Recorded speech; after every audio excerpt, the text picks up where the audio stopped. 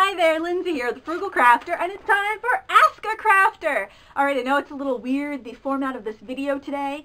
Bars on the side, it's not my normal widescreen, high-def video, because the other day I was putting my camera, my good camera, on the tripod, and it slipped out of my fingers, and it fell on the floor, and I was like, no! And it was like crash, and I was like, oh! And then I turned it on, and it worked, and I was like, yay! And I was like, wait, it's only focusing, like, I have to be like, whoa, extreme close-up mode for it to focus in. So we're going to use this, my backup camera, which is actually just a little point-and-shoot camera for today's video. So hopefully that's okay. I know you guys do your thing and you know, craft or wash dishes, or in my case, watch the dishes, hoping they'll do themselves, you know, while I'm talking. So hopefully this is okay. I also wanted to share my epic craft fail of the week, which would be this lovely little flouncy shrug. See, it's cute from the front until you look at the back and you realize, what the heck happened over here? I ran out of yarn on my last row, so yeah. And then there's this weirdness here where I started it off, and yeah, I don't know. I'm gonna have to buy another ball of yarn and see if I can somehow disguise my my crocheting flaws there. But hey, you know what? You gotta try. Every time you try, you learn something new, and that's how you grow as artists. Alright, now let's get to our Ask a Crafter questions. Oh my gosh. And our first question comes from Carolyn. She writes, can you explain the difference between dye-based ink, alcohol ink, and pigment inks? Is there any more than that? I never know which ones to use. Thanks. Alright, I did a whole video just on ink types. And if you go to my channel, you can see that. I'll try to put a linky thing up here or down below the video in the show more section. But basically, you want to use pigment ink when you want to emboss, or if you're going to heat set it, because it does take a lot longer to dry. Dye-based ink is great for uncoated papers because it absorbs and it stays nice and vivid. Like some dye-based inks are archival and you can watercolor over them. If you go to that ink video though, that's like 15 minutes of everything you wanted to know about ink. So rather than repeat all that, I'm going to direct you there because you'll know more than you need to know after you're done that video. And on my blog, I'll actually put a link under the video to my blog for that particular post because I have a cheat sheet that you can print out and then you can take that to the store with you. It has all the different kinds of inks, different brands that I recommend of those types of inks, and again, everything you needed to know about ink, probably more than you need to know. Okay, CDA Bug writes, I watched your video on homemade ink sprays and loved it, but I was wondering if I use dilution ink and eyeshadow for the glimmer, do I use water or alcohol to dilute it, I'm assuming, and do I need to add anything as a binder? I've made tons of colors with acrylic metallic paints, and all but one still sprays. Bottles are clogged and useless. Maybe only one still sprays. Bottles are clogged and useless, and even after taking them apart and flushing them with hot water, so I really would like to try the eyeshadow method. I just wanted your advice before I waste any more money on new bottles. First of all, don't use hot water when you're flushing out your bottles. I think the heat melts some of the components inside the sprayer, because I've ruined more bottles soaking them in hot water thinking that will unclog them. I don't think you'll need a binder. I think if you're using dilutions and eyeshadow is going to have a little bit of a binder on it. I've never had it brush off. But I will tell you what works better is the liquid watercolor from Dick Blick. It comes in a bottle. It's like a couple bucks.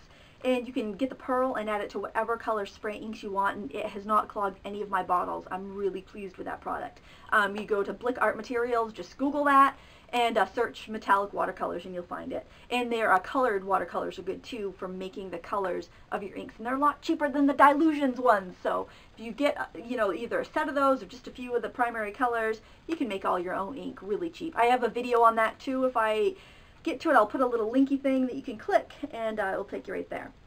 Okay, Henry Cruiser writes, I'm wanting to learn more about alcohol inks as I am seeing them in all kinds of projects. Do you use them? And if so, how or what do you use instead? Also, I've seen several recipes for making homemade alcohol inks and wondered if they really work. Any thoughts? Okay, well, I do notice that if you mix alcohol with any type of ink, it does seem to make it more permanent. However, I would really recommend investing in store-bought alcohol inks. They have the 3-packs at Joann's by the Tim Holtz Ranger alcohol inks, and they go on sale quite frequently for $5 a set of 3. And They're very concentrated, very potent, and they're nice little easily to apply squeeze top bottles. So I like them. I also like the Pinata alcohol inks. They have more of your pure colors, like a nice bright primary red, primary yellow. They have a lot of really good bright colors that are good for mixing. So I, in that case, go with the store-bought inks. I use them for, I'll show you something that I've got going over here. This is these are a couple, this is actually two bottle caps that I rounded out with a dapping tool, and I colored them with alcohol ink, and then I just taped them together. I'm going to solder it. So that's one thing. I just use it for coloring metal for jewelry. I color like plastic, beads, and rhinestones for craft projects. It's pretty much, it'll stick to just about anything, just like a permanent marker. It's the same type of ink. So I use it to color anything that I don't want to paint but needs a permanent color. I hope that answers your question. Lizette Perez writes, my Bic markers are starting to dry out and I love to color with them. I love those too. They're such a great bargain. Is there a way I can refresh them so I can make them last a little longer? Yes, there is. Denatured alcohol, I actually have some back here on the shelf. Right here, from the hardware store. Denatured alcohol. You take that and put a few drops in your marker. You might even, you can usually pop the end off of your marker, and you might need a little craft knife to do that, and put a few drops of that in and let it sit like horizontal overnight, and then it should be good to go to the next morning. And it will be a little bit lighter, so you'll actually end up with a lighter shade, which is fine, because then you could buy a fresher one and have the darker shade, and it will be like you have kind of some Copic blending alternatives there. And also I bought the markers and had like a dry one in the pack, and I just used the alcohol and it brought it back to life, good as new. So denatured alcohol for that. Oh, another question from CDA Bug. Hi Lindsay, love the weekly Ask a Crafter videos. I use artificial flowers in my layouts and card making and would like to make them certain colors and that I cannot find that are affordable, especially brown. How would I do this? I've used Dilution's spray inks, but the chocolate brown ink turns the flowers gray. Distress inks work, but takes a lot of time to swipe the ink pad, and I have to add water and basically paint on it. Any suggestions would be appreciated. Thanks for your time. Again, I would go with the Dick Blick liquid watercolors. Let me just, I actually just use these, just colored some ribbon and some flowers for a video I did yesterday. That's on, it would be right before this on my YouTube channel. Those spray inks work great. So I would do that. I get my flowers at the dollar store. I'll buy all different kinds in white, and then I just spray dye them to whatever color I need. If I need to quicken it, then I'll very gently heat them with a heat tool. Sometimes it will make the silk flowers crinkle up a little bit, which is sometimes desirable, so you just have to be careful if you don't want them to shrink up too much. But yeah, buy white flowers either at the dollar store or at the craft store when they're on sale, and just color them with spray inks. The liquid watercolors from Blick are really good. The brown's really nice. It's not gray at all. I think the Dilution's ink might, I've never used the Dilution's ink, but I think it might have some alcohol in it. Maybe that's why the color's going a little gray. I'm not sure. But the Blick watercolors are fabulous. Or you could even paint watercolors on from a paint palette. You know, you certainly don't need to go buy something special. Your watercolors should be fine for that. Kim Scrapper writes, what's a replacement for expensive gesso? Okay, so gesso used to be a big deal back in the day. I mean, like way before any of our days. It was a mixture of rabbit skin glue and chalk, and usually like a white pigment such as titanium. And that would size your canvas, and it would coat it and give you a nice ground, an absorbent ground for holding paint, or a nice tooth for holding paint, but it also would seal it from soaking into the canvas and the canvas rotting on you. Nowadays, acrylic gesso is simply chalky white acrylic paint. So you could go to the hardware store, and you could buy the cheapest flat white paint you could find. Voila! Acrylic gesso. Thank you very much. You're welcome. It's ridiculous. Sometimes it just makes me mad how they market stuff to crafters and like jack up the price. That just irks me. So it's basically just a white chalky acrylic paint. So you can use any flat white paint for that. Because you're not getting real gesso anyway. You're getting flat white acrylic paint, people. Call it gesso. Sheesh! That irks me. Okay, Pat's Treasures and Crafts writes, I have a question this week. You know those wood boxes you can get at the craft store or the dollar store that are usually made out of cheap wood such as pine? How do you prep the surface for painting with acrylic paint so that your paint doesn't seep into the wood and require several coats? Someone suggested using gesso, but I find that pretty pricey. Do you have a tip or a trick to get around using gesso on a cheap wood box? I guess that was a few questions. Sorry. That's all right. I don't mind. But thank you for any advice you might have. I actually wouldn't use gesso to seal it. I have done that before, and it doesn't work great. It works all right. But a better solution is to get the clear sealer, like Mod Podge. You could use a matte Mod Podge, because that's going to seal the wood really well, and you can paint right over it, and then your paint won't seep in. It'll kind of stay on top of the gesso layer. So I would just use that. There's a few brands. If you go to your craft store and you look in the toll painting section, where like you have the bottles of craft paint, look for a clear sealer. That will work a lot better. It will go a lot farther, and you can use it under any color of paint. So I would use a clear sealer for sealing wood boxes so you can paint on them. Let's see. Pam writes, I love your videos. I watched all the way to the end. Thanks for sharing with us. I was wondering if you could tell us the name of the rolling cart. I rewound but did not understand the name. Thanks, Pam. It was an iris cart. And actually, I have found that a lot of viewers like to answer questions in the comments section. So if I'm answering your question today, check out the comments, because oftentimes people come up with great ideas and they will post it in the comments section. So if you've asked a question, chances are you got 5 or 6 more answers in the comments section from these awesome viewers that also have really great ideas. So check that out. But that was an iris cart, and someone had answered that, so I want to thank the person that answered that question in the comments section as well. Jen's Creation Station writes, Lindsay, can I use glycerin to clean black ink off acrylic stamps? Thanks. You can just pat it with the glycerin and let it sit overnight and then wipe it off. With a clear stamp, sometimes they will stain, and actually if you've had black ink on them, often they turn yellow, or kind of a purpley color, but often yellow. So you can clean it off. It may not be stain free, because once they get stained, the clear ones are very hard to get a stain. It's like it absorbs into the rubber, especially the really high quality ones. So yeah, you'll have it clean. It'll stamp fine, but it might be a little stained. Melissa asks, Lindsay, I love what you do. It's such an important service to the YouTube craft world. Well, thank you. I'm glad people are watching. I didn't think there'd be more than like 30 people watching these videos, just the people that submitted the questions, but this has been so awesome. I thank you so much, everyone, for watching. My question is, can you recommend an affordable glossy cardstock and where to get them by the Ream? Thanks for your time. Yes, actually, if you go to a print shop, a shop that, like, you know, if you're going to have greeting cards made or anything like that, just your local mom and pop print shop, if you go in there, you should be able to buy Chroma Coat paper, which is a glossy cardstock, by the Ream. I just go in and I buy, like, you know, 25 sheets at a time. Generally, it's about 25 cents a sheet, which is a great price. It's about half of what Stampin' Up! Charges for the same thing. And it's great for stamping, doing your resist techniques, doing anything. It's a great paper. So Chrome Coat, check your local printer. I don't think Staples would have anything like that, but your mom and pop local print shop should carry that and should be happy to sell you a few sheets.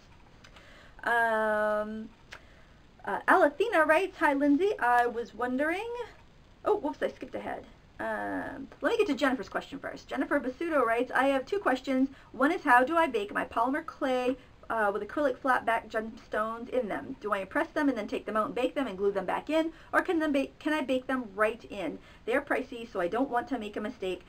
Okay, that's the first question. I'm going to put my thumb there so I don't forget the second half of the question. You could do either way. If you're really worried about wasting those gems because they're expensive, I would take a pencil and I would glue one of the gems to the pencil end, like to the eraser, and I would glue it so the crystal side is facing your eraser, so you've got the back of the gem sticking out. Then you can make your bead and put it on your skewer for baking, and then go in and poke your recesses where you want to glue those beads. And the reason you might want to do that is because if you have clay in your fingers and you're touching the faces of those crystal beads, you could make them all hazy. And that's really going to ruin the look that you're going for. So if you're really worried about it, do that. If you can experiment with a bead, if you're willing to risk a few crystals to experiment, make your beads, wash your hands, or put on some gloves, maybe just put on a pair of rubber gloves, and then carefully place each crystal in. Either use tweezers or cut your nails really short so you don't jab the clay with your fingernails. I'd probably do that just because that's going to be very time consuming to go and push all the impressions in and bake it, then glue them all in. Because you only be able to glue one side, let it dry, then flip it over and glue the other side. I think I would I'd try to bake them all in at once. And also, Jennifer writes, how do you get sponsors for your videos?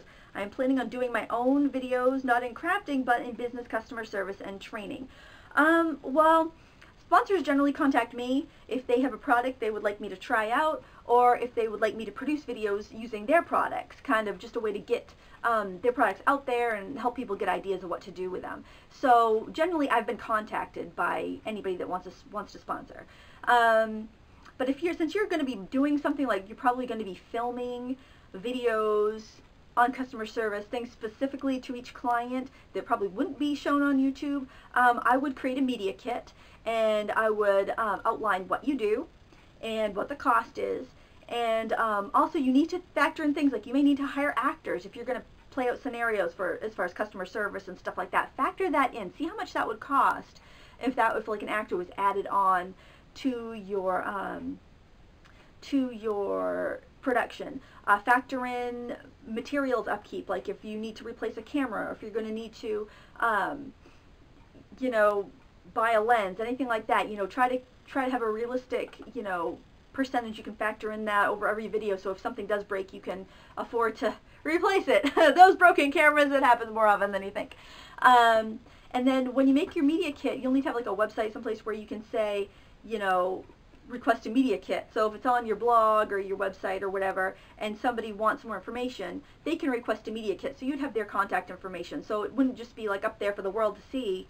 Somebody would have to request it to get that information on what you charge and what you do. That way you'll have actually some relationship with your client. So if they're serious enough to request the media kit, then you've kind of got the doorway opened, and you can talk about what their needs are and what you need to be compensated for, and stuff like that. So that's not really what I do, but that would be some good steps for you to take if you want to do commercial videos like that for a living. Okay, Sue writes, I'm somewhat new to the paper crafting world. I love making cards and am recently gravitating to scrapbook layouts. My question is that I'm extremely interested in creating my own stamp line. Would you be able to steer me in the right direction on getting this started? Thank you so much for your time and happiness. It is contagious.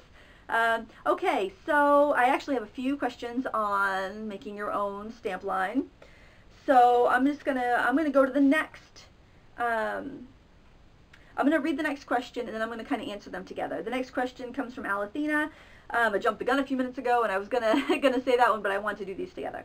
Hi Lindsay, I'm wondering if you know companies, stores, etc. who make custom stamps. I'm a French-speaking crafter, and most of my cards are for French-speaking people. There are so many cool sentiment stamps in English, but in French it's a lot harder to find. I use my printer a lot, but the techniques like embossing, the printers obviously doesn't work. Custom stamps would make great card making so much easier. Maybe down the road I could even sell them, who knows. Thanks for the help and the videos. Well, you can emboss with your printer, like if you print on vellum and you quickly sprinkle it with embossing powder when it comes out of the printer and heat it, so you can do that.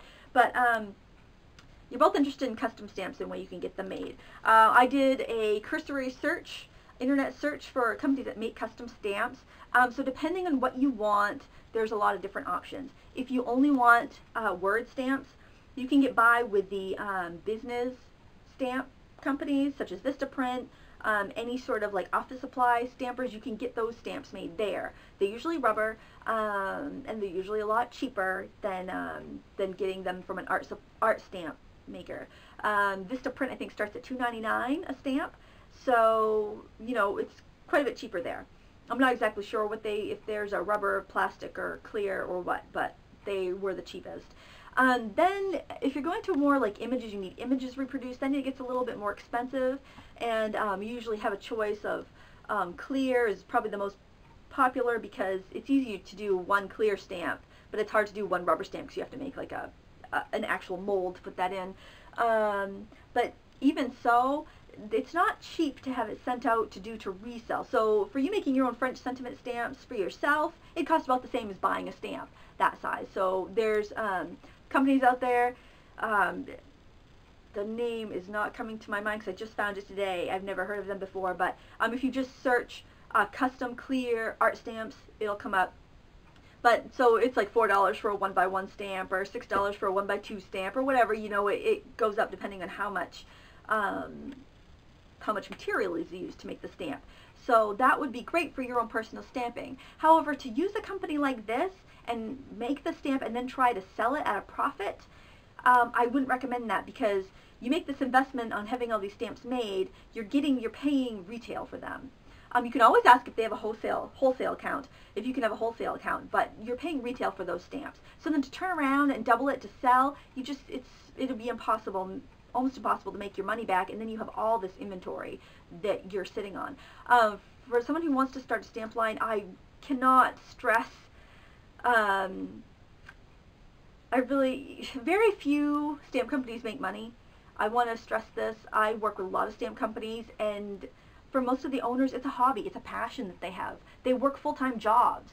They're nurses. They may own another business. They're teachers. Very few stamp companies, like your independent stamp companies, are able to make a go of it so they can support themselves full-time. So please, approach this business with caution.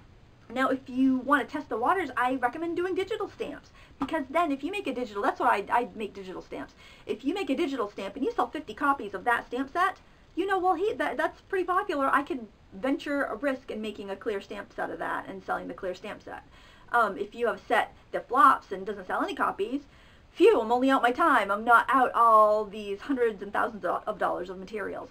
So I really would recommend starting a digital stamp store first, just to test the waters on your designs and see how well they're received before you undertake the investment of, ordering stamps made already. Another inexpensive way to test the waters would be to use a stamp maker and do your own manufacturing. I wouldn't really say, well, maybe not inexpensive, but you would save a lot more money in the long run if you were really serious about it. The company Photocentric, you can Google Photocentric or ImagePack, IMAGEPAC. They have professional machines as well as the consumer grade stamp maker. I have the consumer grade stamp maker. So that way you could actually make like a 8x10 sheet of stamps, not in the stamp maker, but in their bigger machines, and get the cost down quite low, definitely low enough that you could sell them for the same price that the other stamp companies are selling their stamps for. So I really recommend, if you really want to make a business of this that you can make money at, is buying a machine where you can make them yourself. You will have some loss, but in what you learn from this process of making your own stamps, I think will be worth it, and then your costs will be low in the long run. But I know very few people that are making it rich as rubber stamp manufacturers. I just want to put that out there, that if your goal is to make a full-time living, it's a hard one. You might even be better off being a stamp demonstrator, like a Stampin' Up! Or a Close to My Heart or something like that, than trying to sell your own stamp line. Or you can actually sell your designs to stamp companies. So what you do in that event, if you see a stamp company is looking for artists, or if there's just a stamp company you really like, just send them a letter, say, hey, I'm a designer, would you like to see some of my work? And they'll either say yes, please, or no, thank you. I wouldn't send the work cold, because they could take your idea and give it to their designers and say, hey, make something like this. So just ask them if they want to see your work first. If they do, send them some samples, and then you can be paid for your designs. Generally $75 a set of 6 or more images is pretty standard. If they want to just give you a free copy of the stamp when it's done, I'd say no thanks, but that's up to you, whatever you are comfortable with. So there's my advice in a nutshell. Just one more stamp asks, do you remember the first stamp you got, and how long have you been stamping for? Would you please show us the stamps you've made with your stamp maker? Thanks so much. All right. Oh, my stamps in my drawer. Okay, so here's a couple of stamps that I've made. This is a wood grain. It's nice, deeply etched. And there's a polka dot one. I've made quite a few. I have quite a few here. Let's see what's in this box.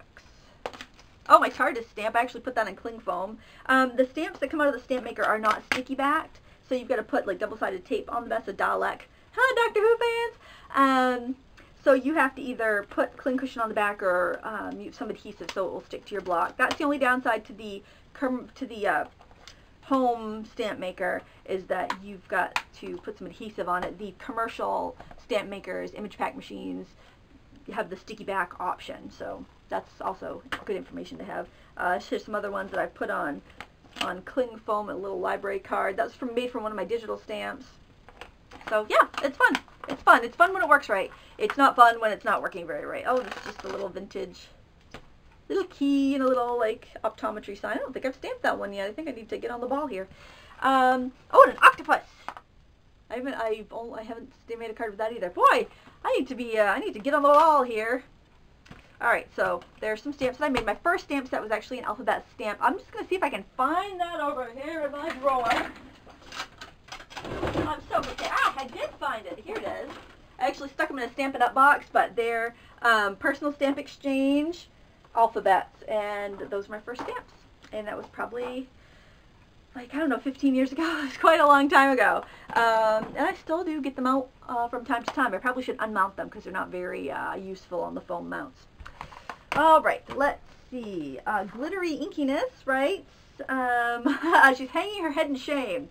Please don't judge me, but I have a really big problem that I wondered you could help me with. I can't cut anything without an issue. If it's a straight line, we end up with a profile of the Himalayas. Fussy cutting, don't get me started. I can make a flower look like a football with great ease and style. I have a cutter now for the straight stuff, but even then I somehow managed to blow it. Please help me. Okay, well, I'm no great cutter. I've got a die cutting machine.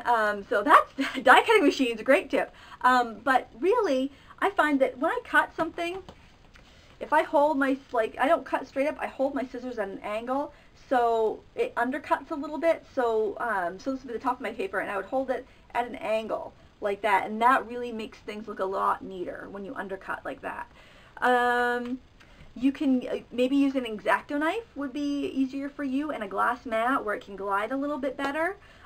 There are lots of templates. Creative Memories makes some nice templates for ovals, circles, wavy lines. Those work great. The Fisker shape cutter is kind of nice because you kind of hold it like this, and then you can freestyle cut it around. I might even have it in this drawer under here. Let me just take a peek. No, I don't. That's way over there. But it's called the Fisker Shape Express, and you can kind of cut around like that. That works really well. My advice would be to try the undercutting. I think that you'll have a lot easier time. Just kind of, and go slow, and move your paper, not your hand. So when you're cutting around something, move the paper, keep your hand in one spot. That's a big tip. That's what I tell my children when they're cutting. Move the paper, not your hand, and it's a lot better. It's a lot easier to get good detail when you're cutting. Macbeth writes, thanks so much for the decoupage knowledge. I now am confident on how to proceed. She's decoupaging a leather purse. I do have something else I'm wondering about. Do you use E6000 adhesive, and if you do you use it in your basement? My craft room's in the basement here. After reading the warning label, I'm a big chicken to try it, but I want to do crafts with junk jewelry, and I think it might be the best adhesive for that. What are your thoughts, Beth? Yes, it's got that really scary warning on the back that it may cause cancer in the state of California. Honey, I live in Maine, so I'm not worried. No, just kidding.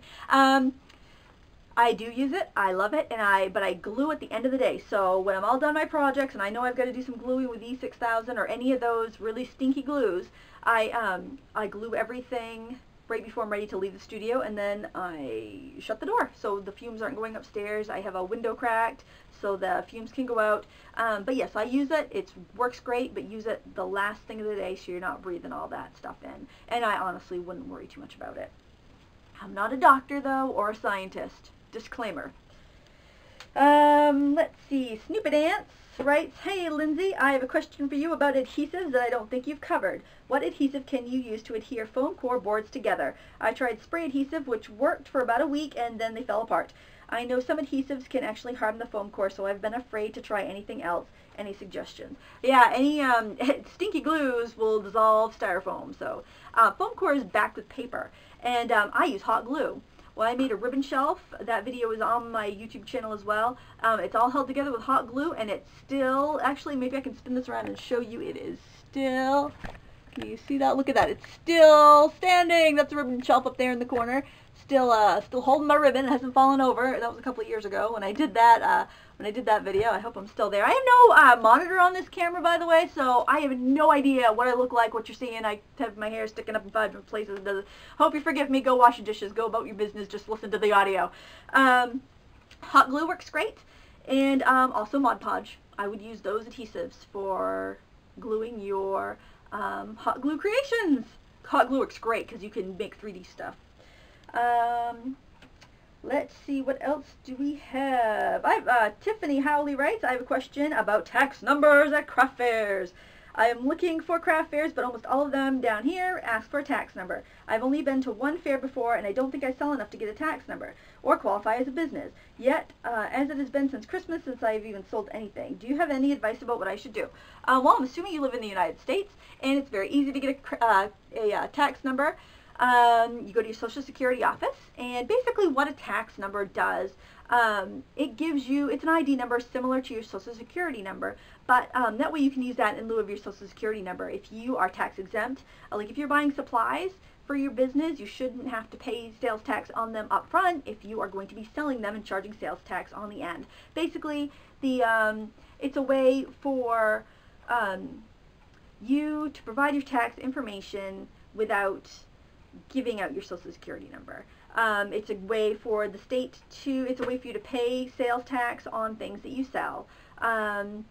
It's not complicated or hard. There are even websites that will do that for you. Always use extreme caution if you are applying on a website, because you have to put your Social Security number down to get a tax ID number. I think I would just go to the Social Security office and apply for a tax number. It costs like $10. It's not bad.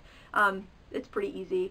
It's not like you're some big corporation, you're a craft fair vendor. It's not a big deal. Or you can always sell your stuff at like shops where, you know, you rent a stall. You usually don't need your tax ID number for that, because you're the person that's cashing everything out is submitting the tax information and submitting the taxes to the state, so you don't need to worry about that.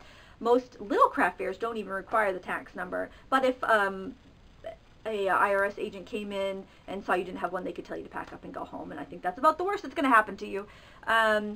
So there you go. It's not a big deal.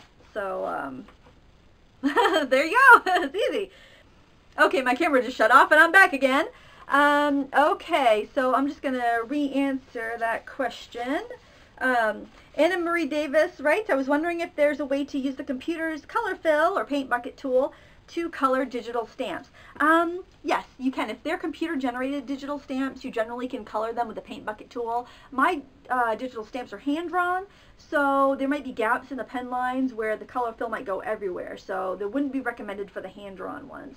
If you don't like the coloring aspect of digital stamping, look for beautiful clip art that's already colored. There's lots of it out there. At the store that I sell my work through, My Graphico, there are very talented clip art artists that sell colored clip art that would be perfect for your cards. And you can even find a lot for free on the internet just by searching free clip art. And it's a lot nicer than the stuff you saw, like, you know, 10 or 20 years ago, the really cheesy stuff. There's some beautiful images out there. So if you don't like coloring the images, or maybe you have vision problems that make it difficult for you to color the images, search for some beautiful clip art. The graphicsfairy.blogspot.com has gorgeous vintage images too. So there's so much out there that you can find that you don't have to color at all, unless you really want to. Let's see. Now we're going to find my place. My camera shut off, and so I was backtracking and I lost my place. Alright, my last page though, so we'll be done soon. Jen's Creation Stations writes, thanks for some great information. I look forward to your weekly Ask a Crafter stuff. But I teach and love every minute. I don't sell stuff, but I teach and love every minute of it. It still allows me time for my own crafting and creative process. I'm just not sure how to make the teaching pay well enough to pay for my crafting. Any hints? People just don't want to pay a lot for classes. Well, here's the trick. Don't call them craft classes, call them art classes, because people will pay for art classes, but they won't pay for craft classes. I don't know what it is, but before I got into scrapbooking and crafting, when I was just teaching painting and drawing, I kind of poo-pooed scrapbooking and crafting. Then I had a kid, and I realized what a rewarding hobby crafting is, and scrapbooking, and then I really got a lot of respect for the artists that do scrapbooking and crafting, because there's so much out there to it and so many fun things to try. So if you were making like lampwork beads, you could call the class the art of lampworking rather than handmade beads, because art of lampworking sounds a little bit more artistic and fancy and expensive than hand making anything. When you see handmade or handicrafts, you kind of assume that it's like, you know, plastic canvas and knitting, and not that there's anything wrong with those, but they seem to be more crafts that you teach each other, or that you should just know how to do, you know, rather than more of the technique and artsiness that some of these crafts have. So if you call them art classes rather than craft classes, I guarantee you will make more money. And treat it like a business. You send out brochures, sign people up for your email lists, post flyers. You know, you have to do probably as much time promoting than you actually do teaching. Probably triple times promoting your classes than you do actually teaching them. So I made a full-time living for many years just teaching art classes before my children were born, and it was a better living than any full-time job I'd held for anybody. So, and that's just like in a couple hours a day. So it's very worthwhile. If you have a gift for teaching, if you have a gift for arts and crafts, just, you know, it's all about how you spin it. I hate to say it, but it's all about how you sell it. It's art classes, and expect to be paid as any art teacher would. All right, Marie writes, my question this week is, do you have a cheat sheet on determining what size paper one should use for making an envelope for an odd size card? For example, I make an adorable 3x6 card and fumbled through several sheets of paper to make the envelopes for it. I have a template for typical size cards, but the odd ones have been a bit of math that escapes me. Any suggestions would be helpful. Thanks a bunch. Okay, so a couple different things here. I do have a post on my blog on making envelopes with your Score Pal, and I do have a little cheat sheet on that post, and I will try to put the link under the video in the show more section, so look there. I'm going to try to put that right up when I upload this video, so I'm going to take this paper up with me so I don't forget. Another thing is, I know the Martha Stewart scoring board has some notations on how to make different size cards, so they might have that size in there. I'm not sure. You might be able to see that though if you were at the craft store. I think you could see that little triangle that they make the envelopes with. There's a new tool out called the Punch and Envelope Maker, which I'm hoping to see at the stamp show I'm going to in a couple of weeks, because that has also a little cheat sheet for making your own envelopes, and it's got punches for the notches, and it looks so cool, and it's 20 bucks, but I think I might buy it full price because it looks so awesome. There's some software by Redcastle. I think it's called Fit It software, and you should be able to print a template for any size box or envelope you want. You can check that out. I think it's redcastle.com, or you can even Google free envelope template. But I'm going to put a link to that blog post where I put my little cheat sheet down in the video on how to make envelopes with your Score Pal. Let's see. Atlantis Angel 98 writes, I find that it literally takes me hours from start to finish to make a card. The most time-consuming part is picking out the paper and arranging it. Any advice? Also, I'm making pretty notebooks and journals and would like to trim a lot of pages at once accurately and use a corner rounder for multiple pieces of paper as well. Any suggestions? Thanks so much. Okay. Oh, there's like 3 questions there. Okay, as far as taking forever to make a card, start saving your scraps. If you make scrapbook pages or other cards, put your scraps in a bin. And then when it's time to make a card, tell yourself, you got 5 minutes to pick out paper. Then you got 5 minutes to stamp something and color it. You know, give yourself a time limit. That will make you really creative because you won't fuss for hours about picking out paper and everything. Or, you know, start a card 10 minutes before you have to start making dinner. And set a timer. You know, force yourself to kind of do a mad dash craft. And you will get more creative and you will trust your instincts. Because that's the thing, we don't trust our instincts, and that's, well, there's probably a better paper for that. There's a better stamp for that. You know what? You'll make a million cards in your career. Just do it. Just grab some paper and go. Those little mini pads that you can get at like AC Moore, the 6x6 pads, those are great for card making. They coordinate, and you don't feel bad cutting into a 12x12 piece of paper because they're small papers. So just grab some scraps and make a card, and don't worry about how it's going to turn out. Set yourself a short time limit. Say, I'm making this card in 10 minutes, and just do it. And keep a bin of just leftovers from other projects, because then you won't feel like you're wasting it. You can slap it all together on a card and not feel bad about wasting that perfect embellishment or that perfect piece of paper, because you're just using scraps. So just force yourself to do it quickly, and I guarantee your creativity and your time will improve. As far as the cutting paper all at once, if you go to a copy shop, they have these humongous paper trimmers. They can cut like a whole ream at once. So you can say, buy a ream of paper and say, this is how I want it cut, and they can cut the whole thing down to the sizes you want. I have this marvelous little tool for chomping. It's called a corner chomper, and you've got 2 different sizes, 2 different rounded edges it will make. This is by We Are Memory Keepers. It's very heavy duty, and you can do many sheets of cardstock at one time with this. So I would recommend that. Use a coupon if you get it at like Joann's or AC Moore, because it is a pricey tool because it's heavy duty. I think it's about 30 bucks, so you want a coupon for that. And they have one more question, and I honestly did not make this up, and you're going to think I made this up. But JDG Hormley writes, I'm enjoying your videos. I don't have a question about crafting yet, but your skin appears so flawless and luminescent. What is your beauty routine and what type of makeup do you use? I love that you're frugal. I am in a repurposed can stage right now. Thanks for educating and entertaining me. And I am in a recycling bottle cap stage right now. Isn't that funny how we have all these crazy little crafty stages? Okay, so this is funny because I ran into a neighbor of mine at Walmart one night, and she's a very lovely woman. She must be my mother's age because she has children that are older than me, and she's this Irish woman. She's gorgeous, and just the sweetest woman. And I saw her looking at skin cream, and I said, Ruth, I have to ask you, what do you use? Your skin is beautiful. Because I know she's in her 60s.